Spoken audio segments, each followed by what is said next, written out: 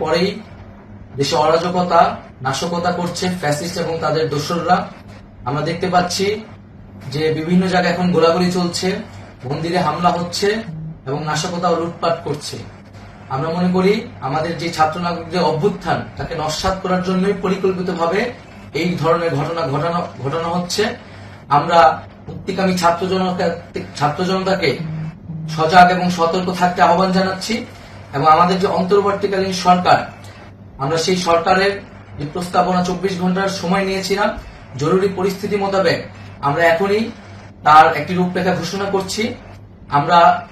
আমরা সিদ্ধান্ত নিয়েছি যে সর্বজন গ্রহণযোগ্য আন্তর্জাতিক খ্যাতিসম্পন্ন নোবেল পুরস্কার বিজয়ী ডক্টর মোহাম্মদ ইউনূসকে প্রধান উপদেষ্টা করে অন্তর্বর্তীকালীন সরকার গঠন করা হবে এবং ডক্টর মোহাম্মদ ইউনূসের সাথেও আমাদের কথা হয়েছে।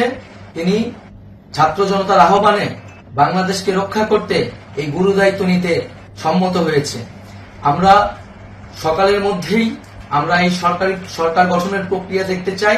রাষ্ট্রপতির কাছে আহ্বান থাকবে যে দ্রুত সময়ের মধ্যে ডক্টর মোহাম্মদ ইউনূসকে প্রধান উপদেষ্টা করে অন্তর্বর্তীকালীন সরকার গঠন করা হোক এবং এই অন্তর্বর্তীকালীন সরকারের বাকি সদস্যদের নামও আমরা সকালের মধ্যে ঘোষণা করব।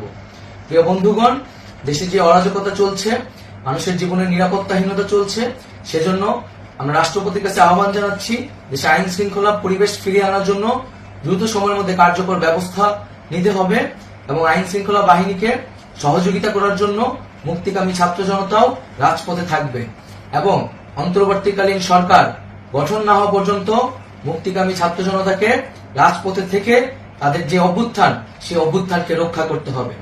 প্রিয় বন্ধুগণ, আমরা রক্ত দিয়েছি, শহীদ হয়েছি। আমাদের যে প্রতিশ্রুতি একটি নতুন বাংলাদেশ গঠন করার জন্য, সেটিকে আমাদের অবশ্যই বাস্তবায়ন করতে হবে এবং অবশ্যই ছাত্র জনতার প্রস্তাবিত সরকার বাদে কোন ধরনের সরকার কিন্তু মেনে নেওয়া হবে না। আমরা বলেছি কোন ধরনের সেনা শাসিত সরকার অথবা সেনা সমর্থিত সরকার অথবা এই ফ্যাসিস্টদের দোসরদের কোন বি টিম সরকার কিন্তু আমরা মেনে নিব না। কোন গণবিরোধী সরকারকে মেনে নেওয়া হবে না।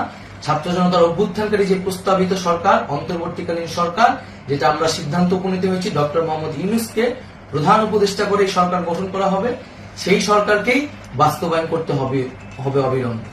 আগামীকাল সকাল থেকে সকলকে আহ্বান জানাচ্ছি রাজপথে থাকার জন্য এবং আমাদের যে সাম্প্রদায়িক সম্প্রীতি এবং রাষ্ট্রীয় সম্পদ রক্ষা কমিটির ঘোষণা হয়েছে বৈষম্যবিরোধী ছাত্র আন্দোলনের নেতৃত্বে, সকল পাড়ায় পাড়ায় এলাকায় এলাকায় সেই কমিটি পাহারায় থাকবে। আমাদের সংখ্যালঘু কমিউনিটিকে আমাদের রক্ষা করতে হবে, রাষ্ট্রীয় সম্পদ এবং এই দেশ